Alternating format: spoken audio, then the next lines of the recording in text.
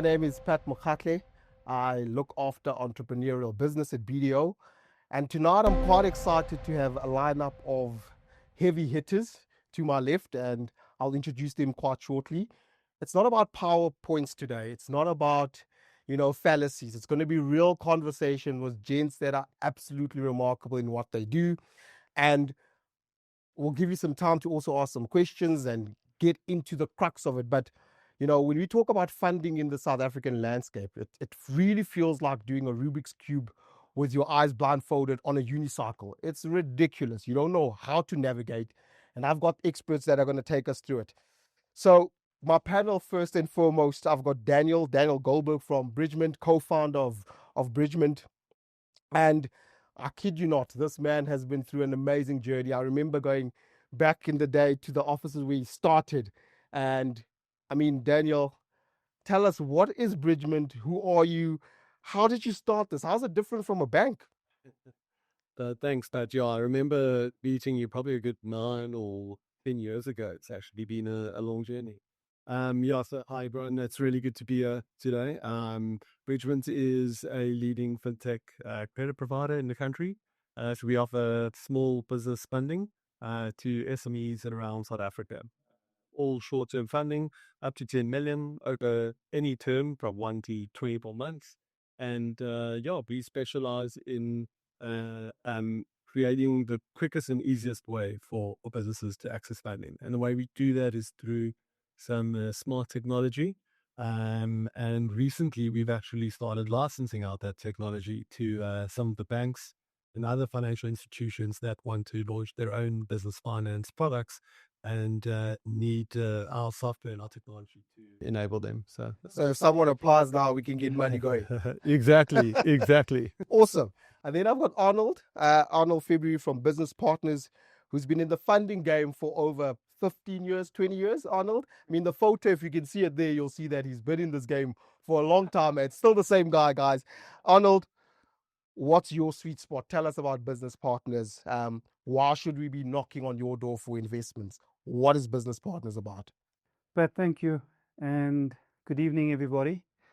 Business Partners is a financier of entrepreneurs. We've been putting money in the hands of entrepreneurs for more than 44 years. We are not a bank. We use our own money. And all we do is provide funding to entrepreneurs. We don't do home loans or credit cards. We specialize in risk funding. We specialize in growth funding and advisory and consulting and mentorship to entrepreneurs. So our sweet spot is entrepreneurs who are looking for funding to grow their business. Could be an aspect of business-related funding, working capital, stock, etc. Could be property-related funding as well, which is a very big part of our business as well. Exciting. So, guys, if you're looking to buy some commercial property, we've got the man right here. And last but not least, a serial entrepreneur.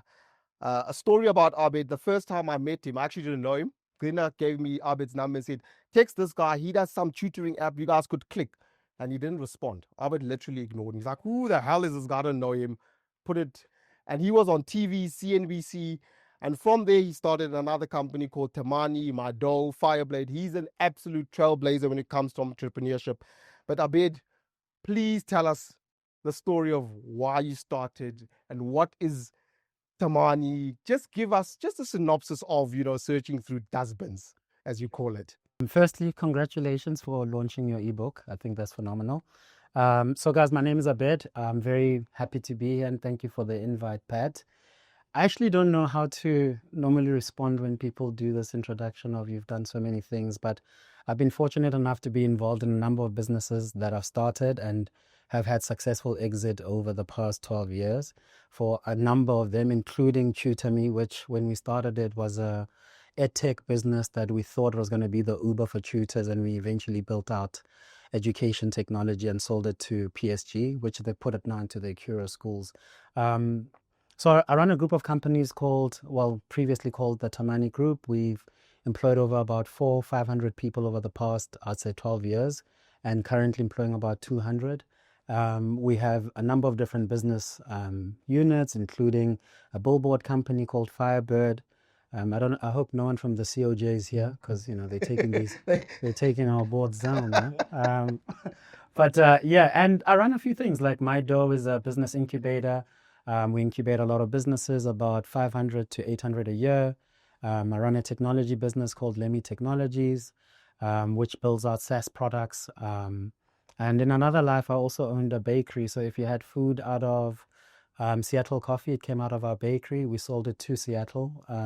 So yeah, I've done a lot of stuff. I've been very privileged to have incredible people around me. I've always said that they're the dumb ones for partnering with me because I'm the stupid one amongst most of my partners. But yeah, I've been very fortunate to be involved in a number of things. Thanks, Bert. Thanks about Abed for joining us. As I said, ladies and gentlemen, I've got a powerful lineup here. And we're going to start right at the top, 30,000 feet. Most funders are finding they either have to bootstrap, VC. The reality, we need to understand what is actually going on. So Daniel, Arnold, I just want us to walk through the funding landscape. What options are there for SMEs? What's the ecosystem like? How do I fit into this ecosystem? So I just want you to just take us there. What is the ecosystem looking like at the moment? I think for me, the importance about understanding the funding landscape is understanding who's who. Some funders have very specific mandates. They would fund research and development, or they would fund the first stage, the research and development, the first stage funding, the second stage funding, all the way to businesses become emerging, to establish, to very, very senior debt funding. Other things to consider is not just the mandate, but what are the objectives of the funders. Some funders want a return on their money. Some funders' return is development aspects. Some funders want their funds to have a certain reach geographically or per product. It could be geographically, as in South Africa or even international. So it's very important to understand at least the spectrum of the funders. Then if you understand that, you need to see where do you place in that specific spectrum. If you're looking for quick money, there are funders out there. If you're looking for funding for more of a relationship, there are funders like business partners out there. And if you're looking for grant funding, there are funders out there for that as well, including property and the likes. So it's very important that you understand the spectrum and see what is the match. If you come to business partners, I can assure you that we will be as prescriptive as to who we fund as somebody who is trying to marry somebody, because it's a relationship. We will check your integrity. We will check whether there's a match. We will make sure that what our money does for you, what you do with our money, creates jobs, creates value, improves the country, because that is our mandate and what we look at. But if you're looking for short-term funding, obviously that you can talk Daniel's about your that, guy. Daniel. So Daniel, why are you in the short-term dating relationship? Because that's a marriage. There we in some 2-year relationship. We can get another relationship. What did I do? I started a bad analogy. I'm just, 24 hours ago, I just got engaged. I'm trying to work out what relationship I'm there. Is it short or long? Hopefully long. Yeah, so look, I think maybe just to take a step back when we think and talk about funding, at a very high level, I like to think of funding in sort of 3 categories or buckets, being grant funding, equity funding, and debt funding. And one of the biggest mistakes that we see a lot of entrepreneurs making is applying for the wrong funding based on the stage that their business is at and the problem that they're trying to solve. And we actively try to give feedback to them. If a lot of the time we have businesses applying to us for funding that maybe we're just not right for, and try and steer them in the right direction. Obviously, on the equity side of things, a lot more complicated, much more difficult to raise. You've got much longer to use it. It is dilutive. It means you're going to have other shareholders, and that comes with complications. But it is really important for businesses, especially startups, in their much earlier stages. But on the debt side, that also comes with a real cost and real repayment obligations, and you need to be able to service that. It's critical. Most credit providers or lenders out there will assess your serviceability. They'll make sure that the debt that you're taking you can actually afford to pay. That's absolutely critical. But of course, you can avoid dilution if you're taking on debt. So there are absolutely pros and cons, and never a right answer all the time. Really depends on the situation. But if we zoom in a little further and we look at the world of debt, there are so many different products within that. And we find a lot of entrepreneurs don't even understand some of those differences. The flexibility that they need. Do they want a term facility or a revolving facility? Are they looking at short or long term? Are they looking at unsecured or secured? There really are so many options. So at Bridgement, we focus on solving short-term working capital needs for businesses. In our world, when we talk about short-term, we mean anywhere up to 24 months. And we offer businesses both term loans as well as revolving credit lines. And that really is to solve any working capital need that they have. It could be funding a new project, hiring more staff, funding a purchase order, funding a small piece of equipment. It really could be a number of things, just managing cash flow. And I think one of the things that we always like to encourage our clients when they're applying to us is making sure that they're taking it for productive reasons. Yeah. They're not taking it to go buy a Ferrari or go on holiday somewhere. They're taking it to generate more revenue and to grow ultimately. Brilliant. But Abed, when you started, how did you navigate this landscape? How did you know what to do? Do I go for funding? Do I bootstrap this thing? Just take us through those the early days when you left Deloitte and you said, tomorrow I'm starting my own business. How did you navigate? So firstly, I cashed out a massive pension at Deloitte, which was 15,000 Rand. It lasted a whole month. I think I'm going to say contrarian stuff. So my view before you even consider funding is that you've got to get to some form of product market fit or service market fit, because I think what the gentlemen are kindly not saying is that it's called business funding for a reason. There's got to be a business there. Like, most people want you to fund their dreams, and banks are not in the dream funding business. They fund businesses, and they're not going to fund a business that doesn't have the ideology that makes it a sound in terms of the principles that make it a business. So firstly, have you proven traction? Because the funding has to accelerate the business. Like, it can't be because you need a salary because you've quit your job. So Pat, when I left Deloitte, I told my girlfriend, now wife, we were both at Deloitte, and I said to her that, I remember it was 26 Feb on my birthday. I was turning 26, and I decided that I'm leaving Deloitte. There was a song playing by Emily Sunday called Free. I'm like, I'm doing it today. I'm quitting. And I did. I went and I quit, and I told her that, hey, listen, I'm going to need a per diem, so you've got to stay put. And she quit the next day without telling me at Deloitte. And just before my early retirement, after my month-long notice period, she invited me to a farewell at the tax department where she worked. And when we got there was this big cake of a Tamani logo. And I was like, geez, like the Bochos department's so great. They made me a cake, but it was actually hers because she was quitting. But the long and the short is that we started our business with 2 laptops and a printer. And in our first 100 days, we sort of had to do this thing where we're going to go collect 100 business cards. We're going to go meet people that are in business and collect 100 business cards. That was a thing 14 years ago, 12 years, to collect business cards. And I remember cringing whenever we'd meet someone who'd order lobsters, because we had to pay for this stuff. And you just knew at the end of this, there was just no business at the end of it. But the long and the short is that we just did the hard stuff. Like, we've super ultra focused on sales. We focused on, do we have a product? Do we have a service that actually has a market fit? Is it needed? How do we get to clients? How do we accelerate that? How do we hire? I just find, for me personally, when it comes to the topic of funding, is that you should be able to do it without funding. Funding should be something that you look to accelerate your business. We are opening a branch in Cape Town because we've got sound business here that Bridgement can look at and say, this makes sense. With the entrepreneurs that we incubate every year, We have a feature on our platform where they can apply for funding, and we then distribute it to different funding platforms, including Bridgement. We must get 100 million rand worth of requests every single month through the entrepreneurs, and we vet it first before we send to the intermediaries.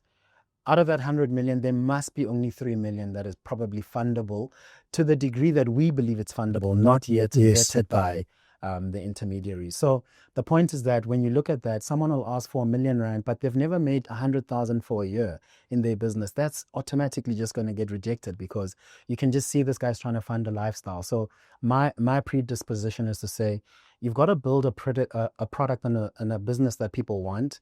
It's far easier to get funding and get support for a business like that, rather than trying to convince people of your dream that they must follow through on. Geez, Abed is just going straight into it. I was about to, we're still warming it up to get in. He's already gone straight into it. And since you're already there and the kitchen is hot, Daniel, how do you know in the first 5 minutes whether you can fund someone or not? One of the most important things is that there's a real business that is viable, that is generating revenue, that has sustainable margins, and that there's trade history. That's critical. And I think it's a very common thing that we see with businesses applying to us, where there just is insufficient trade history. Or maybe there has been a very significant ramp up in their business, but over an extremely short period of time. And so it becomes difficult to ascertain, is this going to continue? How consistent is this going to be? So I think like that those are some of the very quick things. When a business, as Abed mentioned, they're doing 1 million rand a year, but they come and apply for 2 million or 3 million. Like, you're just never going to get an unsecured line that is multiples of your annual revenue. It's just not going to happen. There has to be some people have to be a bit more realistic and actually understand those things. And then, of course, track record in terms of the credit bureaus. How has this business performed previously with existing credit obligations? That's always really, really critical. Arnold, is South Africa just too risk averse? Is SA, you talk about Silicon Valley, where you see guys pumping money when there's a dream. They fund the jockey. They fund, a dream, as Abed said, right? But are we just too risk averse? Does business partners look at just numbers or the job? How do you then, create a model that'll see clearly there's a lot of people that are coming into the system, but they're not ready? How do we fix this? But I'm going to open up the assumptions of your question, because there are many, and I think it's not right to compare the two. So it's not about the risk averseness of this side of the table, the funders. It's about what are we as South Africans, as institutions, as educators are doing to help our youth become entrepreneurs. So I want to say this first, and then I'll get to your question. Entrepreneurship for me should be looked upon with the same prestige and difficulty and discipline that it requires to be a chartered accountant, a doctor, a lawyer, or any professional in that regard. This is not a quick money, wham, bam, thank you, ma'am thing. And unfortunately, there's a disconnect between what some people think entrepreneurship is in this country and is not. So the answer, one of the assumptions or one of the answers lies in that. We have to get that right. Now, when it comes to funding, are we too risk averse? Maybe, because there is a lot of money out there. But placing money in the hands of entrepreneurs should not be the difficult part.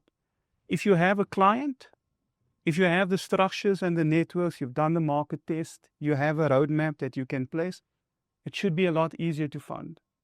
Unfortunately, I think the one comes before the other.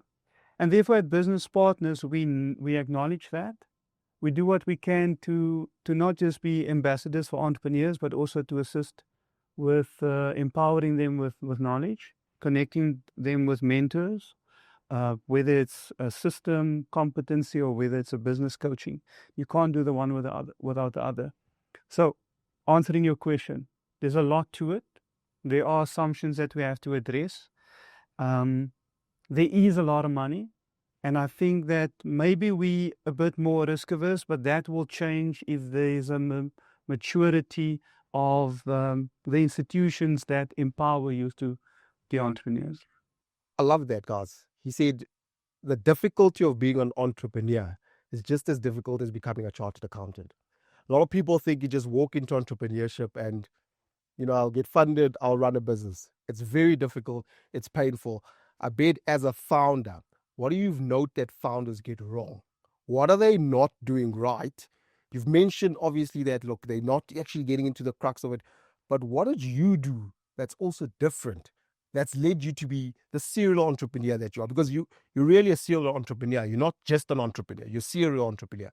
So I've also done a lot of things wrong. Firstly, I don't stand here with the blueprint. Funny story, when we started Tudemy, Dylan and I, my co-founder, it was 2016 and the apps were about to go live on the Play Store and the Apple Store. And we were debating, how many people are going to download the app. And we had just released it and Apple and Google had said the apps are live. And I was the more sort of optimistic one. I was like, I think we're going to get 10,000 downloads. And Dylan was like, never. We're going to get closer to maybe 2,000. And the next day, I think Dylan's mom, my wife, and I were the only downloads of this platform. And here's the thing, Tudemy went on to win MTN App of the Year awards, Hack Josie. We raised institutional funding to the tune of 12 million. And here's the thing, there was a point in my life where I thought that raising funding is success. Like that if you were able to, and you see it all the time on LinkedIn, we are proud to announce that we've raised our Series A. That's just the start. And I think we used to look at Silicon Valley and say, geez, if I just raise a round, I'd be successful because I'd raise it at this valuation. I mean, we struggled a lot. We had this money in the bank. We had raised from these Afrikaans guys. And I remember the first board meeting. I'd never been in a board meeting in my life. And we were burning 400,000 Rand a month, on marketing, not salaries, not anything, not the devs. And I remember saying to Dill, hey, listen, I'll just come pick you up in the morning to go to the board. And he's like, I'm feeling sick. I don't know if I should come. I think you can handle it, bud. I'm like, you're crazy. And we went to this board meeting, and what's crazy is that in this 4 months that we're burning 400,000 Rand a month just on marketing, we had done 300 Rand in revenue, 300 Rand, and we had put the revenue slide at the end of the presentation, So we're going through and, I'm amongst, 5 Afrikaans guys, Dylan who's white, but he's black, and we're sitting there and all the Afrikaans guys are going pink. They're like, was die geld? Was die? And I'm like, relax, everyone. And eventually we get to the slide of the 5 hours and we're like, this is sort of, we look at our shoes. And I remember Wilhelm saying, you guys have only made 30,000 Rand. So he had read the 00 as 30,000. And I'm like, no, it's 300. And I remember that year just being so shit hard. We had to make so many pivots, again, tried so many different product market fits. We came to BDO to sort of see if you guys could sponsor lessons for kids. And eventually we found the right pivot after 18 months. But most people don't talk about that. You pick up a business book and you're like, oh, we exited at 1 billion. Ikoka got bought by Nedbank for 1.7 billion. But what Matt would probably tell you is that in the first probably 6 years, they did 15 pivots.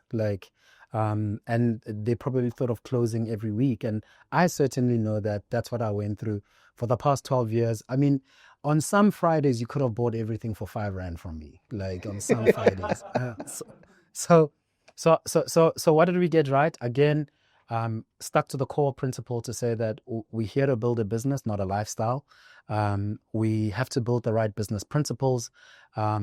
This account that we have and this responsibility that we've been bestowed with employing people is a big one. And again, for us, we just never took ground. We respected the ordeal, because to your point about respecting what entrepreneurship is, I genuinely think it's one of the hardest things you're going to do in your life. If you journey to choose to be an entrepreneur, you're signing up to doing one of the hardest things. I think it's far easier to get a really good job, like, and get a really good salary. Like I promote that. Like I don't look down on people that work.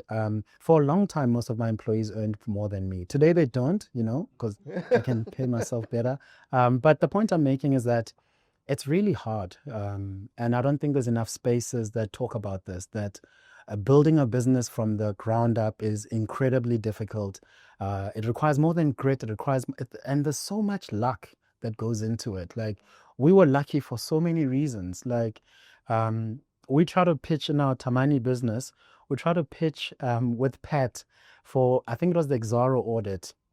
And we must have spent 4 months doing this proposal with BDO as Tamani. And I remember Nathan had just joined in the Tamani business, and we were looking at this thing as this is it. Like, we were going to potentially get 2-3 million rand per annum from this thing, and it didn't happen. Like, and I remember how gutted we felt, like that. Geez, this thing didn't happen. And Nathan was considering leaving Tamani because our audit business wasn't actually taking off. And 6 months later, our alma mater called us, Deloitte. The first question they asked us was to say, do you have any work with any of the big four, the medium enterprises? And we're like, no. And they're like, okay, cool. Well, we'd like to bid with you guys to do this Eskom audit with us. And had we won with Pat, we would have been very fortunate. We would have been, doing this 3 million rand audit per year. But again, just luck that we didn't, because Eskom turned out to be a 30 million rand per annum business for us. And it's still ongoing. So I think there's a lot of luck that also no one really talks about. And we've been incredibly lucky. I don't think, we stand and say we're these prowess oaks who understand business models and I could write you a business in 10 days. There's a lot of luck, but also a lot of hard work. Spot on. Dan, you've pretty much went through a similar journey. Tell us about the due diligence that you had to go through when you guys kicked off Bridgement around at the beginning. Just give us a synopsis of that as well. I think starting a finance company really is difficult. It's one thing raising capital to grow your business, and if you're a tech startup, raise a big equity check and start building out your platform and start distributing. We had to do that, but we also had to raise a really big balance sheet just to get going. So that was incredibly complicated. And looking back now, I think I'm actually insane for thinking I would be able to do that. And I cannot believe anyone backed me. And I think, touching on what Abed mentioned already, that's where luck comes in. I happened to approach many investors, many VC firms and some angels, and none of them were comfortable with the sort of capital needs of a business like this. And it was just too sort of outside of their comfort zone. And I happened to stumble upon one particular investment group, sort of a family office, or group of family offices who was specifically interested in the space I wanted to launch in. And they had just spent a couple of months doing extensive research into that space. And they had a nice report and they were ready to go. And there I arrived with my Timing. MVP platform built, ready to go. There actually was a story a bit before that. I had engaged with him about a year before when I just had a PowerPoint slide. And they basically said, your PowerPoint presentation looks amazing, but come back when you've got something real. And so I spent the year building that out myself, using up all my savings, going into some personal debt to get that actual workable product ready. And then went back to them, and the timing just was so lucky. It was perfect, and was able to bring them on as a partner. And they were the exact partner that I needed. If I had raised, I think, normal venture capital, I don't think the business would have survived because of how in capital intensive it was. So that was it was incredibly difficult just to get going, and a huge amount of luck was involved. I think one of the big takeaways I had once we had gotten going was I think similar to many other entrepreneurs, that, what's the saying? They say a first time founder focuses on product. The second time founder focuses on distribution. And coming from my background, being an engineer, I was all about software. I was product. I'm going to build it and everyone's going to come. And very quickly you launch and you realize no one's coming. And I learned that lesson very quickly, and focusing on distribution was a challenge for me. It wasn't something I knew much about. My partners in the business didn't necessarily have that strength. But by focusing on step by step, speaking to customers, understanding exactly what their pain points were, and getting that product market fit, I think is what enabled us to get that initial traction and get going with the business. Incredible. Arnold, from a DD side of things, how do you know that this is the deal? What do you look for? What do you want? How do you decide? How do you actually say this is going to be a proper relationship? What are those key things? There are levels of due diligence. And the easy things is to look at the numbers, to look at the return, to ensure that our investment unlocks something for the entrepreneur, to look at our security. And so there is some sort of a framework that we look at, and that you can apply the numbers and what's in the business plan. But often when there's a lot of risk, it comes down to the entrepreneurs. And I always make the example that if you take 3 or 5 entrepreneurs, let's take 3, and you give them the same business with the same variables, often what you'll find is one shoots out the lights, one doesn't make it, and one is trading at a mediocre level. So why is that? It's because of, firstly, not everybody is an entrepreneur, just like not everybody is an engineer. So we must, our gifts as an individual and our purpose must align. Secondly, when we have to make a decision to fund, invest in the relationship, we look at the entrepreneurs. And we look at, is there somebody that we can back, that when his or her back is against the wall, that they will do what they can to make things work? Is it somebody that has a clear objective of the impact they want to make, but they're also willing to pivot, like Abed said? And is it somebody that has integrity, that's willing to communicate with us when things are not going right, is willing to look for assistance? Or is it somebody that's just going to run away and not and blue tick you and not, take your calls? So in terms of the levels of due diligence, the easy ones is what's on paper and what's on the financials. But at the heart of it, and you build a sixth sense. You can feel the energy that you guys are talking about. We feel that as funders. You can just sense this guy's going to make it. This lady's going to make it. And you back them, So, yeah, so that's a fun side of the job as well, I suppose. Exciting. Ladies and gentlemen, I've told you, I've got a powerhouse of a panel here. And what we then said to the panel is, guys, let's have the frank conversations. We've watched a lot of podcasts. We've sat, and guys are not telling the real stories. And I'm enjoying this, guys, because you're laying it out as it should be. Now, I just want to understand something. Here's a scenario. A founder comes to you with a great product, but weak financials, right? What's your advice, Abed? Must they come back later, Arnold? And is there a path forward for this specific funder? Weak financials, great product. Abed? I love what Daniel said in that it's very easy as a founder to fall in love with your product. Because it is like, you make this tool or you make this drink and you fall in love with it. And again, you think people are just going to just miraculously come. I think for me, the advice I would give someone like that is that when you start a business, you have 2 jobs. Like, in fact, your whole life, in my opinion, you have 2 jobs as a founder. You are in sales and recruitment.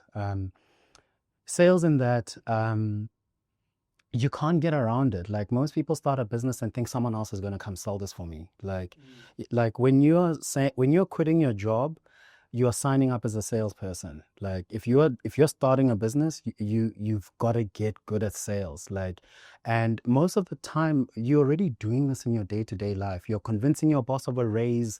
You're convincing your wife for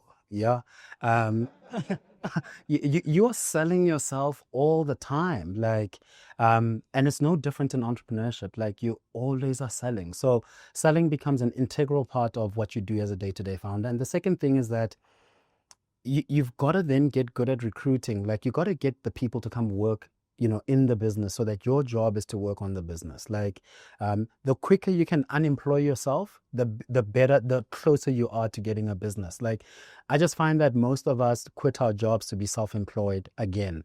And there's nothing wrong with that, like, if that's your desire. But if you want to build a business, you can't be employed by your business. Like, you can't be an integral function of how that business ticks and talks. Like, you have to be dedicated to saying, I'm building a team out of engineers who are going to build the product. I'm going to galvanize investors, sales, customers, and eventually build teams of this. Like, so for me, the advice would be, go prove again product market fit and come back. And here's the thing, there's no business that has ever gone out because they had too much sales. Like, none. Like, you're not going to ever hear that, oh, we had to close because we couldn't keep up. Like, too many sales. All businesses die because sales stopped. That's the truth. Like, it's not because funding didn't come, sales stopped happening. So for me, the contrarian truth is that you're in sales and recruitment. Lovely. Arnold, must they come back later? It depends on, I'm going to add a few more specifics to it. So if it's an established business with a great product and the financials are, and I just need to get clarity, are the financials bad because the business is not performing? They're over leveraged. Their gearing is bad. Their liquidity is bad. So that would be a difficult one for us. And it would probably end up being a no. And I tell you why. If you have the goose that lays the golden egg, if you have this hot product, and you're doing it and you're pricing it right and everything is, then who is running that business in the ground? We go to the source. And often what you'll find is that when entrepreneurs start out, the first year they make $1 million, they make 100,000 profits. They live an average life. Year 5, they're making 10 million in turnover. They're still making 100,000 profits.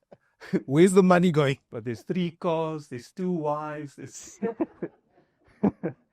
and so the source of the problem, often, if we're honest, comes down to the entrepreneurs. We don't take risks on entrepreneurs. I'll take a risk on if there's no security with a good business and a good product. But when the entrepreneur is the person that is the cause of the business not doing well, that's a no for me. There's no, I don't want that relationship.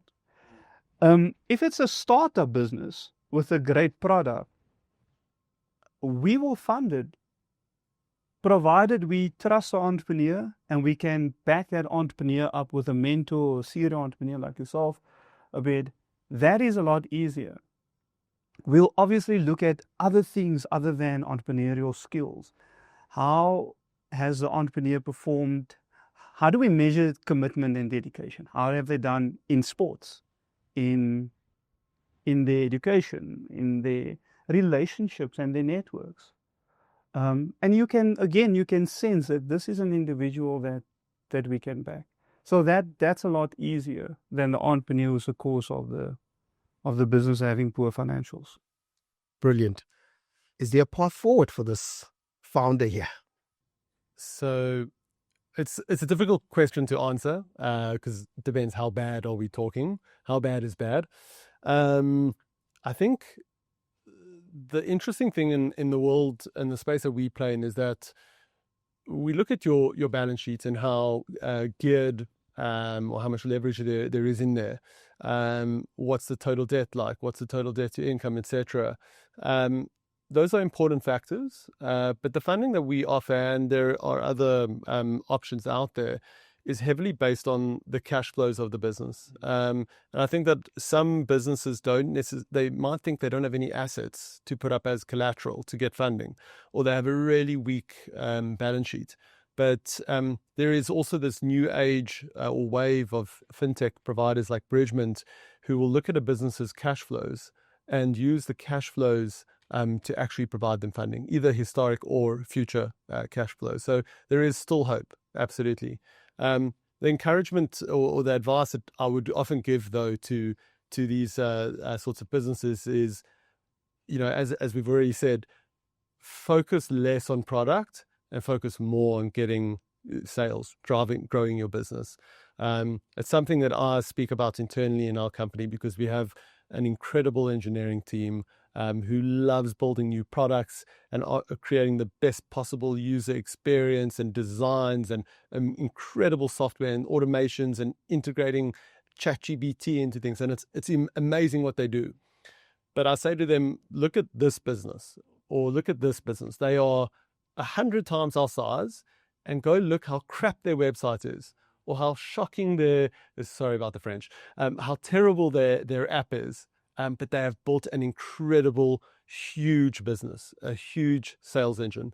And so that's just a critical thing that I say it internally all the time, but I would say it to clients as well, if they're in a situation where they're unable to raise more capital from traditional funders or from a fintech funder like Bridgement, focus on sales, get clean up your financial situation. Sales, sales, sales. Abed, what does it mean to be investor ready? Because it's something Abed didn't tell you. He's also a funder. He buys equity in businesses as well. So you start a business, you sweat it a bit, you build it up, you sell, you exit, then you sit on this side of the table and you can also fund. Abed, I want you to, let's get deep here. The businesses you've invested in, what made you pull out your checkbook? What did you look for? How important was the funder versus the idea? What made you sign?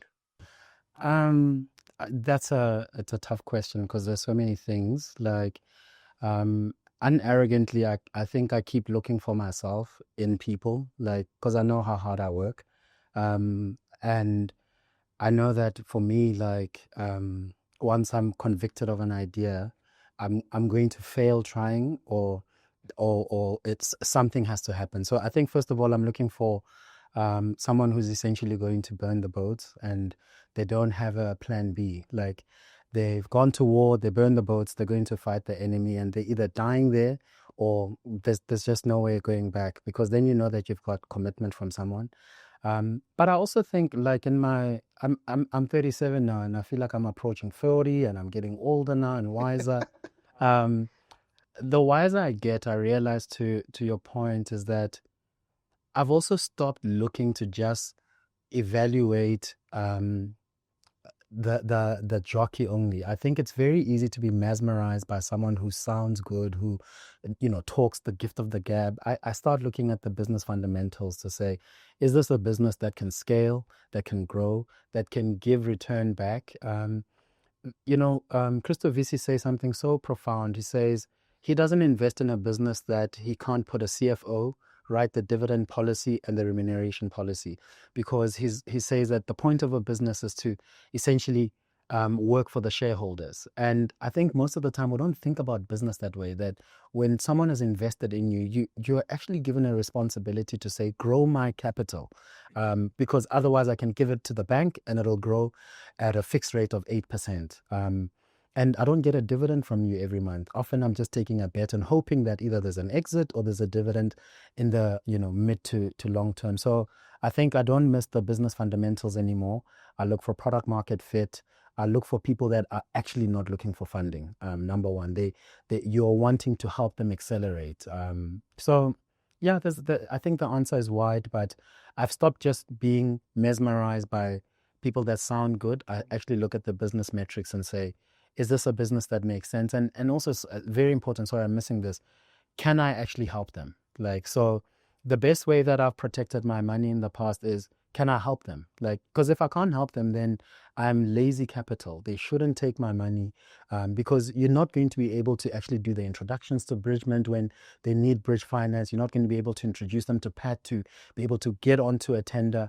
If I can't fundamentally see myself helping you through my networks, my knowledge, I actually shouldn't invest in that business, because I can't.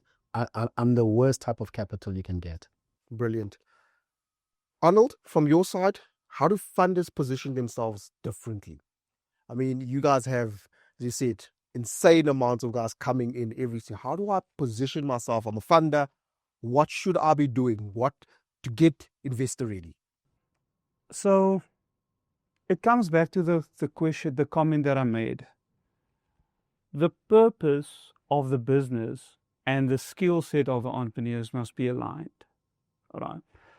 The difficult thing of assessing an application is the character of the entrepreneur, but it's also the most important. We are professionals in funding growth. So all the other the things you've mentioned about the return, the financials, I'm not even going to talk about that. That's a given. If you don't even have that, then don't knock on our door. I mean, you're selling your business plan, so you must have a plan. But for me, it's very important that these are entrepreneurs that have what we call skin in the game. They have vested hours in the business, networks, funding. They got something in. If an entrepreneur is not willing to put his or her money in or sign surety, then why should I? Why should we fund your business? So it's important that entrepreneurs that are looking for funding consider the following. Raise money that will enhance your business. Not too little, but definitely not too much. Make sure that you have a very clear plan that the X amount of money that you want to raise will give you a certain amount of output after paying back that money, whether it is equity, interest, royalties, or otherwise. And lastly, the impact of the money is very, very important for us. Really what we want to do, and we can't do it alone, but as business partners, we want to reach entrepreneurs and make entrepreneurship not sexy, but put them on a pedestal that they are role models. And so to get to that point, you must educate, you must connect entrepreneurs with mentors, with one another. You must be honest about funding. And we open our books, we open our doors, and we say, listen, this is the good and the bad and the ugly. And what we do is we connect and we partner with BDO. We even are going to partner with some things. And the mentorship, I mean, you're not expected to know everything, but you must know somebody that knows everything within your networks. And that's actually what we look for. Amazing. So Arnold's let the cat out the bag. BDO and business partners are partnering in terms of making sure that as entrepreneurs, you've got partners that will actually help you from a governance, legal, risk basis. So we're going to make sure that we're going to be call us the police, but we're there to accelerate your growth, bringing the likes of Abed, Daniel, ensuring that you've got guys that have been on the field. They can play football. They know what's going on. They're not guessing. And we want to accelerate where business partners has made investments and ensure that those investments grow. Danny, what kind of KPIs should I be obsessing over as an entrepreneur? Because your model is a little bit different, right? For me to qualify in your space, what do you look for? What should I be obsessing over? I mean, you talk about cash flow. Explain to us what you look for there. I think there are several things that we look at which a business owner can optimize for, not just for us, but also for themselves. Because ultimately the risk that they might present to us is also their own business risk, because that's ultimately what we're assessing. One of the biggest things we see with a lot of businesses is client concentration. It's a big problem, and I understand why it happens. But a lot of businesses will secure a very large contract, and that will represent a disproportionate amount of their revenue. Oftentimes we see businesses coming with one contract making up 80-90% of their business. And it's extremely difficult to take a view on that business because the whole thing is contingent on that one contract. And we see businesses lose those big contracts all the time. Yeah. And so reducing client concentration, and I know it's easier said than done, but diversifying your revenue streams across different clients is critical. And I know how difficult it is. I came from the management consulting world, working for one of the top tier American consulting companies, and even them at that point in time, I think there were 3 anchor clients that like carried the whole business. And if you lose one, people start stressing. So client concentration is a huge one. The next one I would say is volatility. We see a lot of businesses coming with a very volatile revenue. And I think managing that volatility as best they can helps to reduce risk both for themselves as well as for a credit provider like Bridgement. Of course, it's industry dependent. Some industries are a lot more seasonal than others, and that can cause volatility. But there can also be strategies to minimize or dampen the amount of volatility. I think, over and above those things, having a clean credit profile is critical, both for the business as well as the business owners or directors. Any credit provider is going to look at your existing credit obligations and how you've performed on those. And so keeping that clean is really important. And then lastly, I would say, and we see this with the smaller clients, not so much the bigger ones that we fund, but some of our smaller clients, keep your business clean. Don't mix personal and business. It becomes very difficult for a credit provider to fund and assess a business when a business owner's personal life is so heavily intertwined. Lovely. Closing remarks, Abed, Daniel, and Arnold, in that order. Yeah, I mean, for me, like I said, entrepreneurship is one of the hardest things that I've had to do and still continue to do. It certainly is not the typical you're wearing a hoodie, you're in a coffee shop, you've got your MacBook and, you're listening to amazing music. I have found it incredibly difficult. I wrote a book called Searching Through Dustbins, where I detailed all of the hard things that we've had to go through to build some of the businesses that we have. So, but it's also a deeply rewarding one. I think we haven't spoken about that as a panel, that entrepreneurship is a deeply rewarding one. Arnold spoke about it. I think society's superheroes are entrepreneurs because of the societal role that entrepreneurship plays in a country like ours. So if you have a conviction to be one, I think you're signing up for a 10-year overnight success, because that's how long the stuff takes to get real traction. And don't believe anyone who tells you it's going to happen earlier. But I think if you hit your wicket, you'll find it very deeply rewarding. And even if you don't, I think the lessons you learn are not just business lessons. I've learned that there's so much about myself that I've learned through business. I think I'm a better father because of business. I think I'm a better friend because of the lessons I've learned through business. So for me, the lessons I continue to learn are not just, in an ecosystem called business. Yeah, I think when we talk about business funding, I think one of the most important things, going back to what I mentioned right in the beginning, was just understanding the ecosystem, understanding the different types of funding out there, and what it is that you're actually trying to solve. Your business needs to be fundable for the right type of funding that you're looking for. And immediately, it is such a turn-off to a funder if you approach them applying for the completely wrong funding. So I think understanding the ecosystem, understanding your options, learning about that is critical, and understanding what funders are looking for in themselves, whether it's an equity or venture capital investor, private equity, or it's a debt provider, credit provider. You need to understand what they're looking for.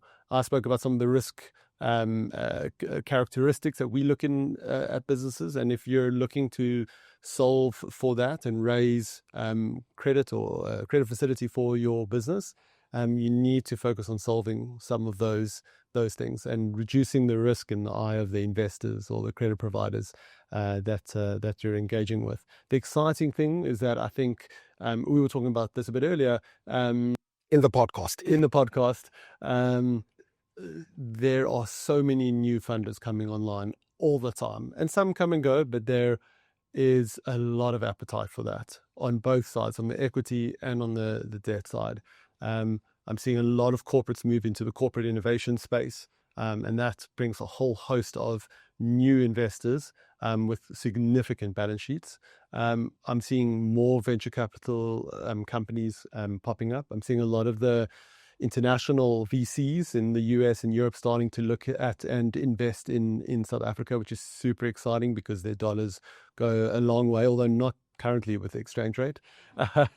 But it's really exciting. And one of the other exciting things is as the startup ecosystem grows and you have some of these really big exits like a Coca to Nedbank, you get a new wave of founders and some of their early employees that have a big liquidity event. Yeah. And those guys are the next angel investors and they're in the next venture capitalists. You see it in the States all the time. When there's a big exit, you get 50, 100 new investors, and that compounds massively over time. So I think that's really exciting on the equity and VC side of things, and on the debt side of things, looking at some of these new alternative and fintech providers.